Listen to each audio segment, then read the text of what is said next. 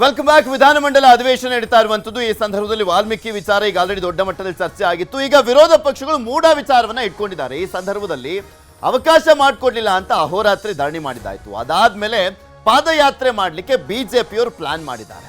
ಈಗ ಆಡಳಿತ ಪಕ್ಷಕ್ಕೆ ವಿರೋಧ ಪಕ್ಷ ಯಾವುದು? ಬಿಜೆಪಿ. ಇನ್ನ ಬಿಜೆಪಿ ಪಕ್ಷಕ್ಕೆ ವಿರೋಧ ಪಕ್ಷ ನಾಯಕರೊಬ್ಬರಿದ್ದಾರೆ, ಅದೆಲ್ಲರಿಗೂ ಗೊತ್ತಿರುವಂತದ್ದೇ. ಬಸನಗೌಡ ಪಾಟೀಲ್ ಯತ್ನಾಳ್ ಅವರು ಈ ವಿಚಾರಕ್ಕೆ ಸಂಬಂಧಪಟ್ಟಂತೆ ಅಸಮಾಧಾನವನ್ನ ವ್ಯಕ್ತಪಡಿಸಿದ್ದಾರೆ. ಬಿಜೆಪಿಯಲ್ಲೇ ಭಿನ್ನ ರಾಗ ಇದೆ, ಅದು ಬಸನಗೌಡ ಪಾಟೀಲ್ ಯತ್ನಾಳ್ ಅವರು ಮಾತ್ರ ಮಾತನಾಡಿರುವಂಥದ್ದು. ಸ್ವಪಕ್ಷದ ವಿರುದ್ಧವೇ ಮತ್ತೆ ಗರಂ ಆಗಿದ್ದಾರೆ. ಬಿಜೆಪಿ ಪಾದಯಾತ್ರೆ ನಾಟಕ ಅಂತ ಹೇಳಿದ್ದಾರೆ ಶಾಸಕ ಯತ್ನಾಳ್ ಅವರು. ಈ ಹಿಂದೆನೂ ಕೂಡ ಹೇಳಿದ್ರು ಅಹೋರಾತ್ರಿ ಧರಣಿ ಅನ್ನುವಂಥದ್ದು ನಾಟಕ ಅಂತ ಹೇಳಿದ್ರು. ಅವರೇ ನಿನ್ನೆ ಅವರ ಪ್ರಕಾರ ಅದು ನಾಟಕ ಆದರೆ ಅವರು ಕೂಡ ಭಾಗವಹಿಸಿದ್ರು. ಅದರಲ್ಲಿ ಅಹೋರಾತ್ರಿ ಧರಣಿಯಲ್ಲಿ ಅವರು ಕೂಡ ಇದ್ರು, ವಿಧಾನಸಭೆಯಲ್ಲಿ ಅವರು ಕೂಡ ಅಲ್ಲೇ ಮಲ್ಕೊಂಡಿದ್ರು ಯತ್ನಾಳ್ ಅವರು. ಈಗ ಪಾದಯಾತ್ರೆಯನ್ನ ನಾಟಕ ಅಂತ ಕರೀತಾ ಇದ್ದಾರೆ. ಸದನದಲ್ಲಿ ಡಿಕೆಶಿ ಜೊತೆ ವಿಜೇಂದ್ರ ಮಾತುಕತೆ ಮಾಡಿದ್ರು. ಇಬ್ಬರ ಫೋಟೋ ನನ್ನ ಬಳಿ ಇದೆ ಅಂತ ಹೇಳಿದ್ದಾರೆ ಯತ್ನಾಳ್ ಅವರು.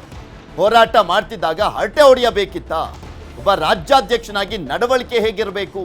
ಹೋರಾಟದ ಪಾವಿತ್ರ್ಯತೆ ಹಾಳು ಮಾಡಿದ್ದೀರಿ. ವಿಜೇಂದ್ರ ವಿರುದ್ಧ ಬಸನಗೌಡ ಪಾಟೀಲ್ ಯತ್ನಾಳ್ ಅವರು ಗರಂ ಆಗಿದ್ದಾರೆ. ಇನ್ನು ಯತ್ನಾಳ್ರನ್ನ ನಮ್ಮ ಪ್ರತಿನಿಧಿ ಮಾತನಾಡಿಸಿದ್ದಾರೆ. ಈ ಸಂದರ್ಭದಲ್ಲಿ ಯತ್ನಾಳ್ ಏನ್ ಹೇಳಿದ್ರು ಕೇಳೋಣ. ನಮ್ಮ ಜೊತೆಗೆ ಬಿಜೆಪಿ ಹಿರಿಯ ಶಾಸಕರಾಗಿರ್ತಕ್ಕಂಥ ಬಸನಗೌಡ ಪಾಟೀಲ್ ಯತ್ನಾಳ್ ಅವರು ಇದ್ದಾರೆ. ಯಾವಾಗಲೂ ಯತ್ನಾಳ್ ಅವರು ಭ್ರಷ್ಟಾಚಾರ ವಿರುದ್ಧವಾಗಿ ಧ್ವನಿಯನ್ನ ಎತ್ತುವಂತವರು.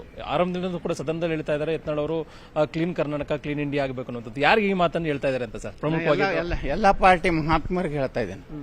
ನಮ್ಮಿಂದೇ ಪಕ್ಷ ದಕ್ಷಿಣ ಭಾರತದಲ್ಲಿ ನಾವೇ ತಂದೀವಿ, ನಾವೇ ಇದನ್ನ ಅನುಭವಿಸೋರು. ನಾನು, ನನ್ನ ಮಗ, ನನ್ನ ಮೊಮ್ಮಗ. ಅದಕ್ಕೆ ದಕ್ಷಿಣ ಭಾರತದಲ್ಲಿ ಮೊದಲು ಬಿಜೆಪಿ ಹೊತ್ತು ನಾವೇ ಕಟ್ಟಿವಿ, ನಾವೇ ತಿನ್ನು ಅಂದಾಗ ಇದು ಏನದೆ ಈಗ ಇದ್ರಾಗ ಬಹಿರಂಗ ಆಗ್ತದೆ. ಇವ್ರದ್ದು ಕೈ ಇದೆ ಅನ್ನೋಂಥದ್ದು ಅವರೇ ಹೇಳ್ಯಾರ. ಯಾರು? ಸಿದ್ದರಾಮಯ್ಯ ಹೇಳ್ಯಾರ. ನಮ್ಮ ಬಿಜೆಪಿ ಎಲ್ಲರೂ ಇದ್ರೊಳಕ ಏನು ಅಧ್ಯಕ್ಷರಲ್ಲ, ಮೂಡ ಅಧ್ಯಕ್ಷ ರಾಜೀವ್ ಅಂತೇಳಿ ಇವರೆಲ್ಲ ಇದ್ದಾರೆ. ರಾಜೀವ್ ಯಾರ ಶಿಷ್ಯ? ಯಡಿಯೂರಪ್ಪನವ್ರ ಶಿಷ್ಯ. ಬಹಿರಂಗ ಮಾಡ್ರಿ, ಯಡಿಯೂರಪ್ಪನವ್ರದ್ದು ಬಣ್ಣ ಬಯಲಾಗಲಿ. ನಿನ್ನೆ ಅಡ್ಜನ್ ಆದ ಕೂಡಲೇ ಅಡ್ಜಸ್ಟ್ಮೆಂಟ್ ಅಂತ ಹೇಳ್ತಾ ಇದ್ರಿ ತಾವು. ಒಂದ್ ಕಡೆ ಡಿ ಕೆ ಶಿವಕುಮಾರ್ ಕೂತಿದ್ರು, ಮತ್ತೆ ಕಡೆ ವಿಜೇಂದ್ರ ಅವರು ಕೂತಿದ್ರು. ಈ ಕಡೆಗೆ ವಿಜೇಂದ್ರ ಹೋಗಿ ಎಲ್ಲಿ ನಾವು ಹೋರಾಟ ಮಾಡಕತ್ತೀವಿ ಬಿಜೆಪಿ ಅವರು, MLA ಗಳು. ಒಬ್ಬ ರಾಜ್ಯದ ಅಧ್ಯಕ್ಷನಾಗಿ ಯಾವ ರೀತಿ ನಡವಳಿಕೆ ಇರಬೇಕು, ಅಲ್ಲಿ ಹೋಗಿ ಮನಿ ಕೊಡ್ತಾನೆ ಏನೋ ತನ್ನ ವೈಯಕ್ತಿಕ ಕೆಲಸದ್ದು ಉಪಮುಖ್ಯಮಂತ್ರಿ, ಮತ್ತು ಏನು ಹರಟೆ ಹೊಡಿತಾನ, ಹಲಿಕಿಸಿತಾನ. ಏನು ನಾವೆಲ್ಲ ಹೋರಾಟ ಹಂಗೆ ಸೀರಿಯಸ್ ಇದೆಯಾ? ಪಾದಯಾತ್ರೆ ಇದಕ್ಕೆ ಮಾಡ್ತಿರೋದು ನಾಟಕ. ನೀವು ಎಷ್ಟೊತ್ತ ನಿನ್ನಿತ್ರ ಡಿ ಕೆ ಶಿವಕುಮಾರ್ ಬಲ್ಲಿ 20-25 ಮಿನಿಟ್ ನಿಮ್ದೆಲ್ಲ D K Shivakumar Vijendra letter ಬಂದ್ಕೊಳ್ಳಿ ತಕ್ಷಣ ಮಂಜೂರಿ, ತಕ್ಷಣ ಅಂದ್ರೆ ಅಡ್ಜಸ್ಟ್ಮೆಂಟ್ ಇಲ್ಲಾರ್ದನೆ ಆಗ್ತದೆ. ನಾವು ಹೋಗಲಿಲ್ಲ ಕಡೆ, ಅವ್ರ ಮುತ್ತಿ ನೋಡೋದಿಲ್ಲ. ಒಂದು ದಿವಸನೂ ಆಡಳಿತ ಪಕ್ಷದ ಇದ್ರಾಗ ಹೋಗ್ಕೊಂಡಿರೋದಿಲ್ಲ. ನೀವು ರಾಜ್ಯದ ಅಧ್ಯಕ್ಷ ಆಗಿ ಹೋಗಿ ಅವ್ರ ಜೊತೆಗೆ ಹಲಿಕಿಸಿತೀರಂದ್ರೆ ಈ ಹೋರಾಟದ ಪವಿತ್ರ ಹಾಳು ಮಾಡಿರಿ. ನೀವೆಲ್ಲ ಅಡ್ಜಸ್ಟ್ ಅದೀರಿ. ಯತ್ನಾಳ್ ಅವರು ಎಲ್ಲಿವರೆಗೂ ಹೋರಾಟ? ಈಗಾಗಲೇ ಹಿಂದೆ ನಿಮ್ಮ ನಾಯಕರು ಬೆಂಗಳೂರಲ್ಲಿ ಮತ್ತೆ ಬೇರೆ ಬೇರೆ ಕಡೆ ಪ್ರತಿಭಟನೆಯನ್ನು ಕೂಡ ಮಾಡಿದ್ರು. ಎಲ್ಲ ಒಂದ್ ಕಡೆ ಯತ್ನಾಳ್ ಅವರು ಆ ಒಂದು ಪ್ರತಿಭಟನೆಯಿಂದ ದೂರ ಸರಿದಿದ್ರು. ಈಗ ಮೈಸೂರಿಗೆ ಪಾದಯಾತ್ರೆ ಮಾಡುವಂತ ನಿಟ್ಟಿನಲ್ಲಿ ಕೂಡ ಸಜ್ಜಾಗಿದ್ದಾರೆ. ಆ ಒಂದು ಪಾದಯಾತ್ರೆಗೆ ಯತ್ನಾಳ್ ಅವರು ಬರ್ತಾ ಇದ್ದಾರೆ. ಆ ಪಾದಯಾತ್ರೆ ಇಲ್ಲಿ ನಿನ್ನೆ ಡಿ ಕೆ ಶಿವಕುಮಾರ್ ಕೂಡ ಹಲಿಕಿಸಿದ್ದಾರೆ. ಪಾದಯಾತ್ರೆಗೆ ಪವಿತ್ರತೆ ಇದೆಯಾ? ನೀವು ಅವರು ಒಂದೇ ಅದಿರತ್ತ ತೋರಿಸ್ತಾ ಇದೆ. ನನ್ನ ಬಳಿ ಆ ಫೋಟೋ ಇದಾವೆ, ವಿಡಿಯೋ ಇದೆ. ನಿನ್ನೆ ಅವರು 25 ಮಿನಿಟು ಬಾವಿಯಲ್ಲಿ ಯಾರ ಸಲ ಹೋರಾಟ ಮಾಡ್ಲಕತ್ತಿದ್ರಿ? ಕಾಂಗ್ರೆಸ್ ಸರ್ಕಾರದ ವಿರುದ್ಧ. ನೀವು ಅವ್ರ ಜೋಡ ಹಲಿಕಿಸಿದ್ರೆ ಇದಕ್ಕೇನು ಪವಿತ್ರ ಉಳಿತದೆ? ಪಾದಯಾತ್ರೆ ಮಾಡಿ ನಾಟಕ ತೋರಿಸೋರ? ಈ ನಾಟಕ ನಿಮ್ಮದು ಬಣ್ಣ ಬಯಲಾಗಿದೆ. ನೀವು ಅದರಲ್ಲಿ ನಿಮ್ಮ ಪೂಜೆ ತಂದೆಯವರು ಪಾತ್ರ ಇದೆ. ನಿಮ್ಮದು ಪಾತ್ರ ಅವ್ರದ್ದು ಇದೆ ಅಂದ್ರೆ ನೀವು ಇದ್ದಂಗೆ. ಅದಕ್ಕೆ ಪೂಜ್ಯ ತಂದೆಯವ್ರ ಮಾರ್ಗದಲ್ಲಿ ತನಿಖೆ ಆಗಬೇಕು. ಪೂಜ್ಯ ತಂದೆಯವರು ತಪ್ಪು ಮಾಡಿದ್ರೆ ಅವ್ರನ್ನ ಪಕ್ಷದಿಂದ ಉಚ್ಚಾಟನೆ ಮಾಡಬೇಕು. ಇದಿಷ್ಟು ಬಸನಗೌಡ ಪಾಟೀಲ್ ಯತ್ನಾಳ್ ಅವರ ಮಾತು. ಕ್ಯಾಮರಾ ಪರ್ಸನ್ ಶಿವಪಾ ಜೊತೆಗೆ ಕೃಷ್ಣ GB, ನ್ಯೂಸ್ 18 ಕನ್ನಡ, ಬೆಂಗಳೂರು. ಇನ್ನು ಸೋಮವಾರ ಬೆಂಗಳೂರಿನಿಂದ ಮೈಸೂರಿನವರೆಗೂ ಬಿಜೆಪಿ ನಾಯಕರು ಪಾದಯಾತ್ರೆಯನ್ನ ಹಮ್ಮಿಕೊಂಡಿದ್ದಾರೆ.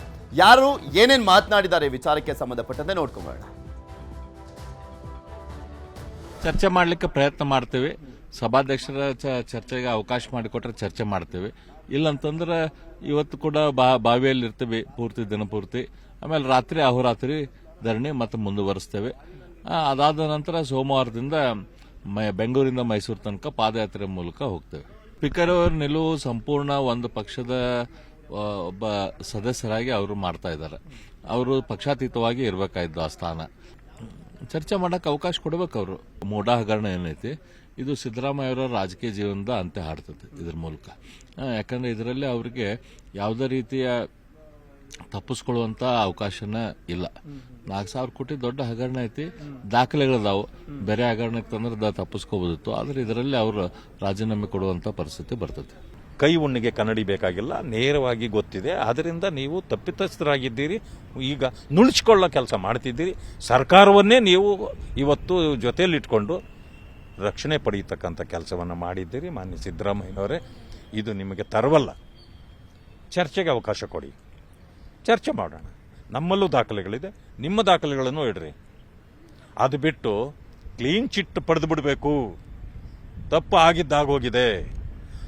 ಇವರಿಗೆ ಮಾತಾಡ್ಲಿಕ್ಕೂ ಅವಕಾಶ ಕೊಡಬಾರ್ದು, ಹೋರಾಟಕ್ಕೂ ಅವಕಾಶ ಕೊಡಬಾರ್ದು ಅಂತಂದ್ರೆ ಪ್ರಜಾಪ್ರಭುತ್ವಕ್ಕೆ ಬೆಲೆ ಇದೆಯಾ? ಅಂಬೇಡ್ಕರ್ ಅವರ ಸಂವಿಧಾನಕ್ಕೆ ಬೆಲೆ ಇದೆಯಾ? ಇದು ನನ್ನ ಪ್ರಶ್ನೆ.